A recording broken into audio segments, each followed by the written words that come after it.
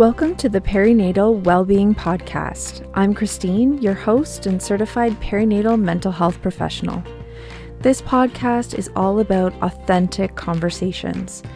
We want to open up the discussions around perinatal health and well-being, from mood and anxiety disorders to breastfeeding to grief and loss in the perinatal period, and everything in between.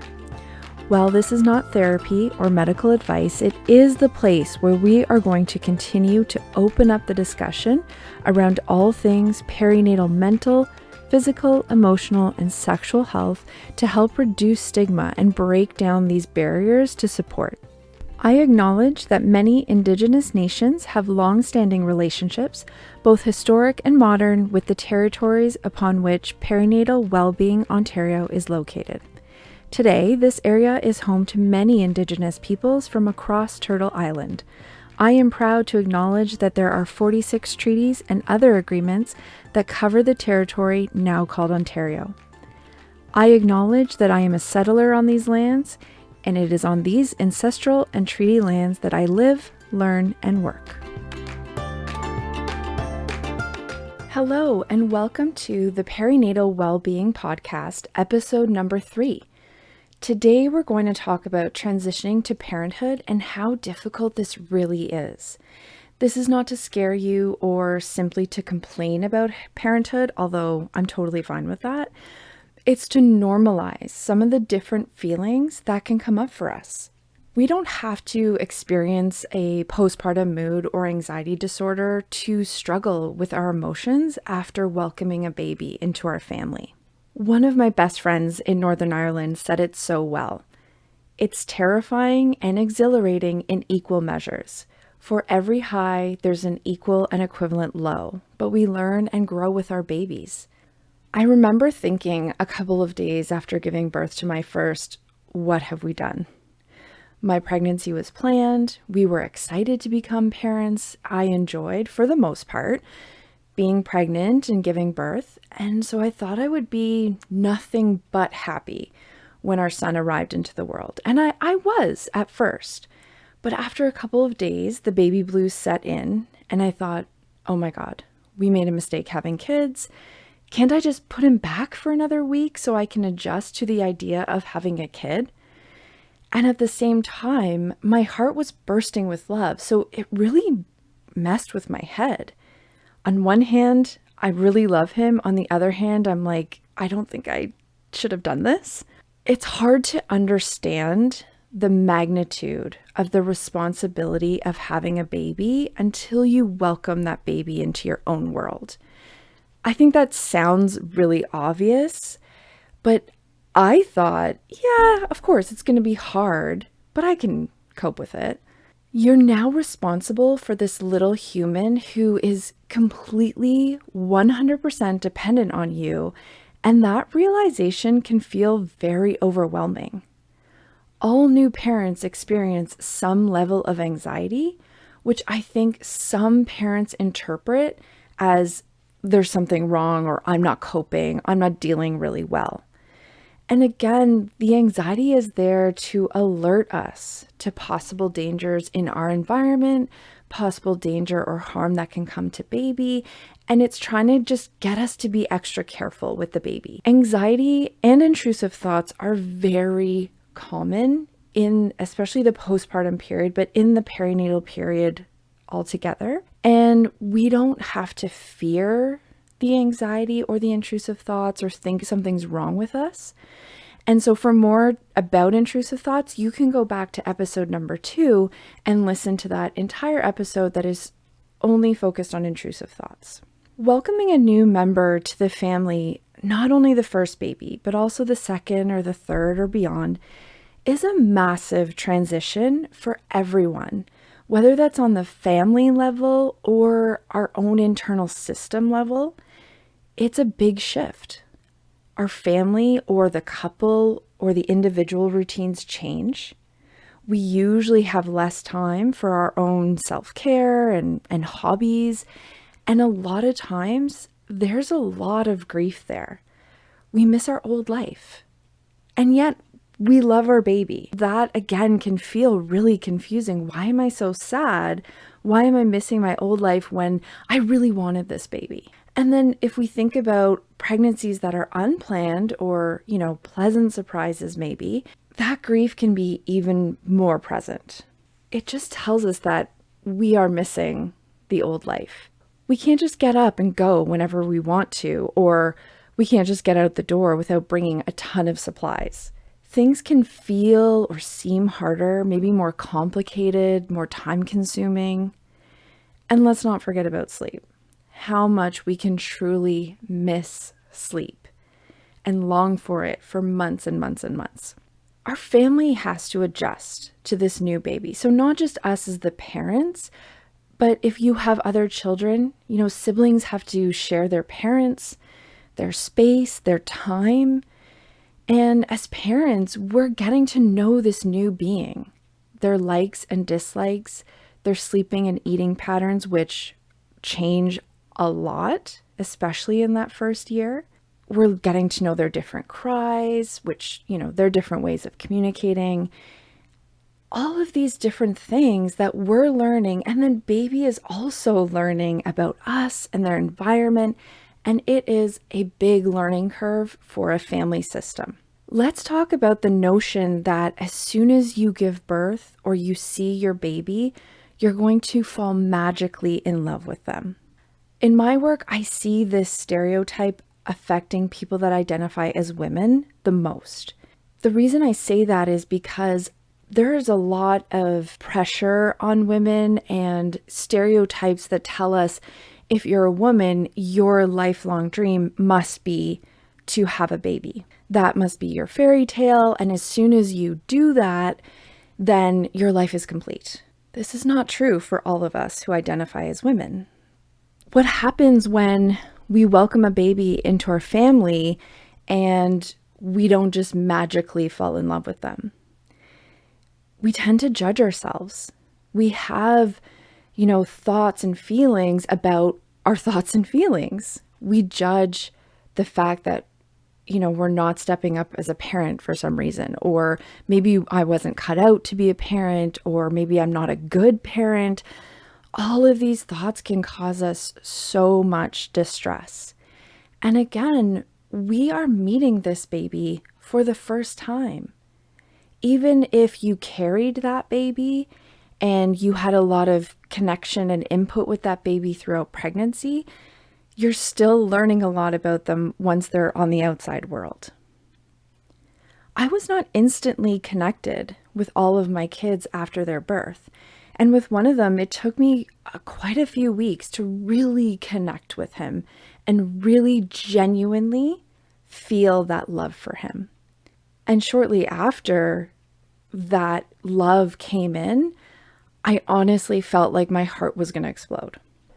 I think it's really important to remember that we are not born knowing how to parent.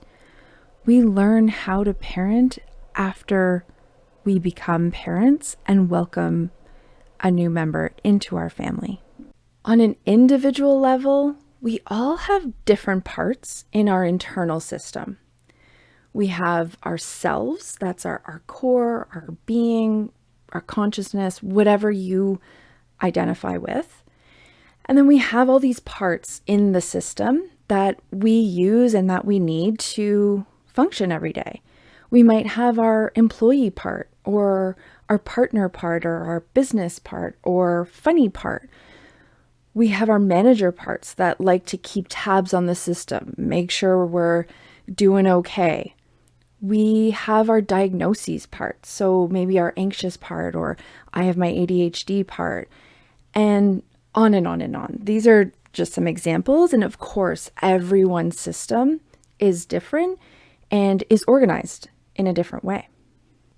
We have many different parts, and they all try to function in a cohesive system, ideally with the self in the leadership role.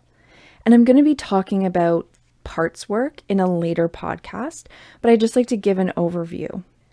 When we become parents, our new parent parts, they have to first start to develop, and then we have to integrate them into the system. So this can be a big learning curve and adjustment for our own inner systems, because all the other parts then have to shift and make accommodations to welcome these parts in the system. All the parts have to get to know each other.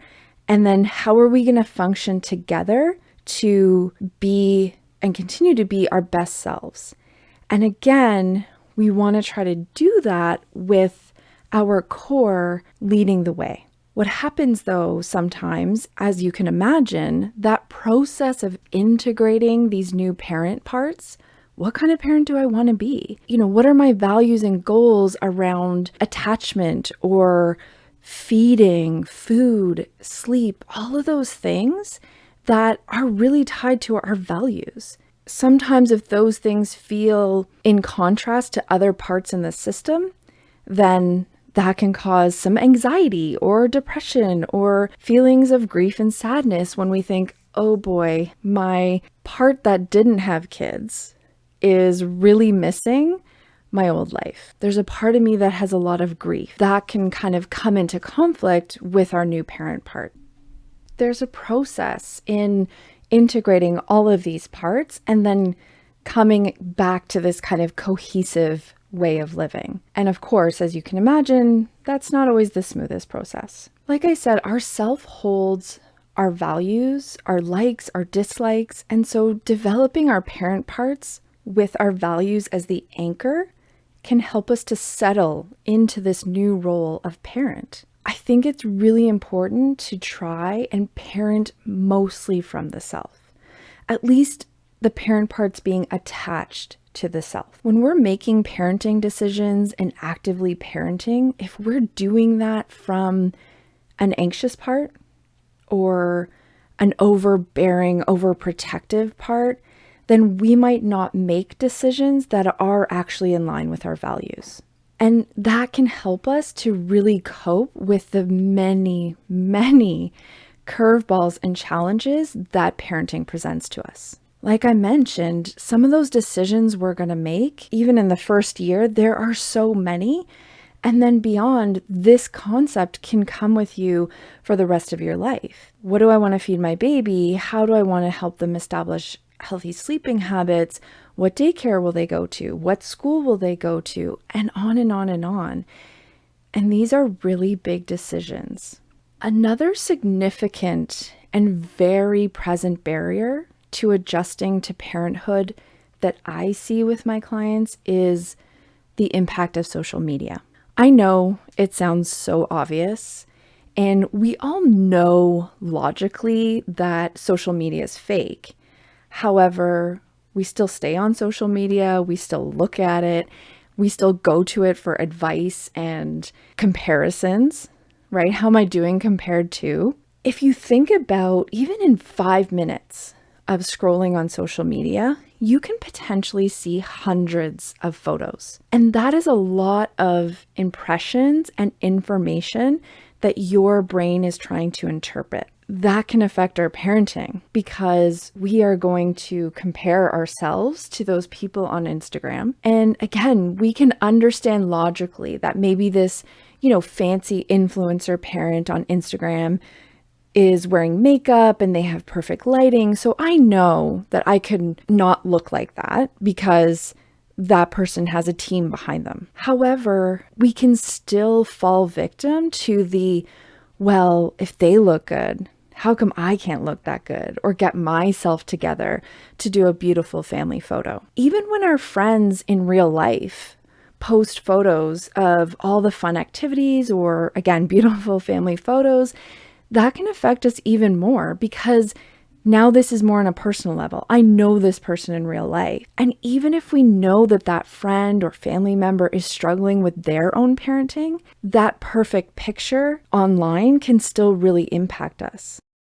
And if you find that social media is making you feel less than good enough, if you find yourself really comparing yourself to other parents online, then it's really important to either take a break or unfollow those accounts that make you feel less than good enough.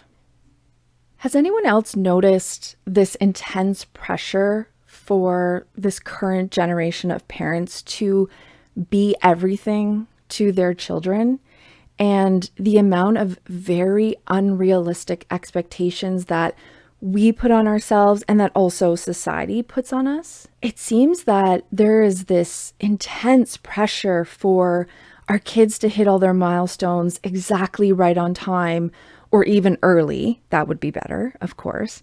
And it can feel like a competition, right?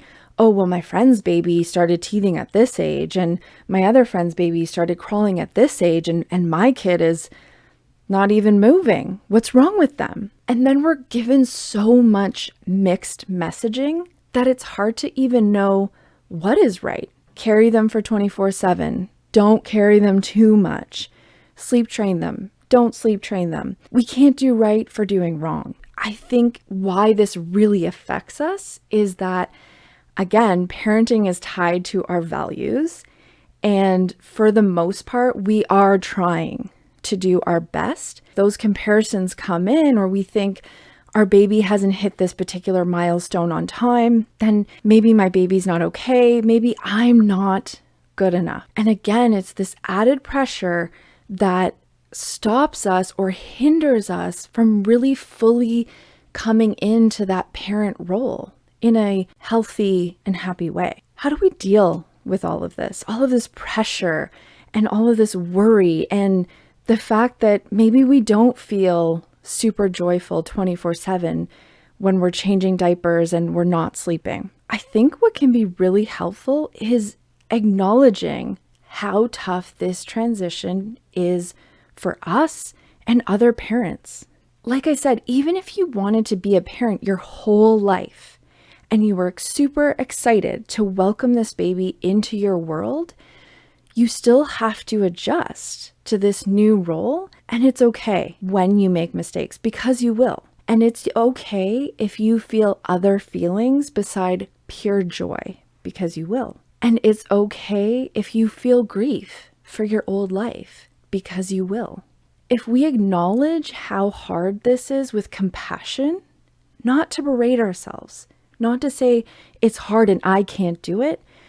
Wow, this is so hard and I'm really trying my best. Then we can get through this transition maybe a little less stressed, or maybe with a little less self-doubt.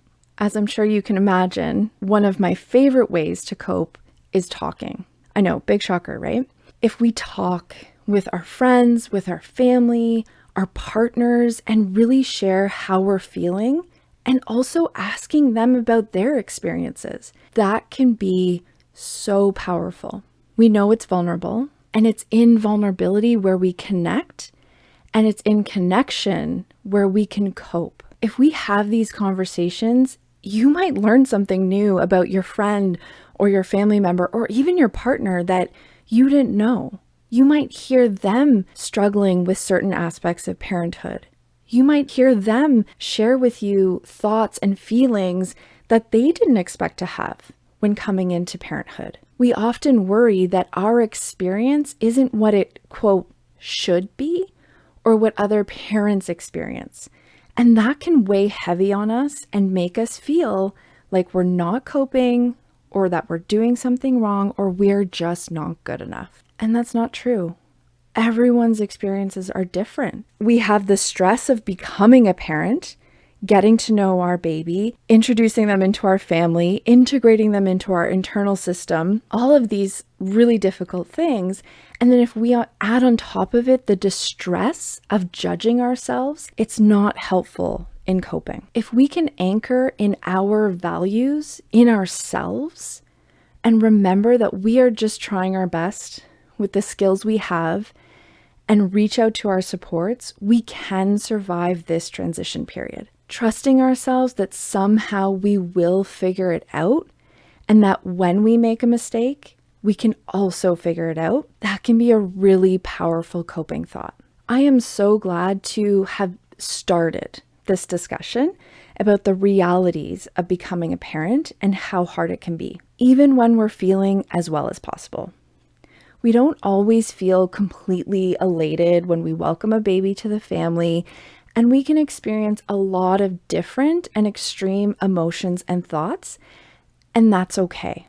It's important to remember to come back to ourselves, parent from our family's values, and remember that we can cope with what comes.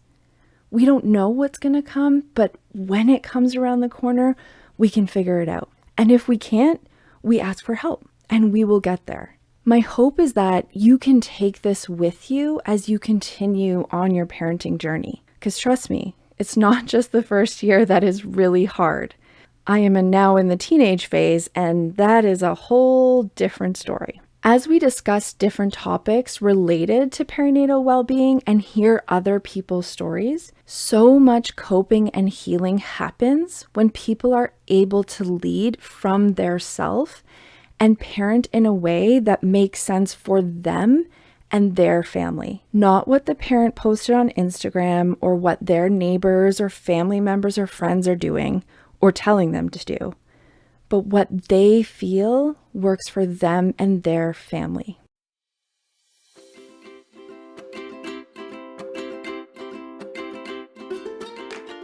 Please leave me a comment and let me know what surprised you the most about becoming a parent or every time you welcomed a new baby into the family. I would love to hear from you.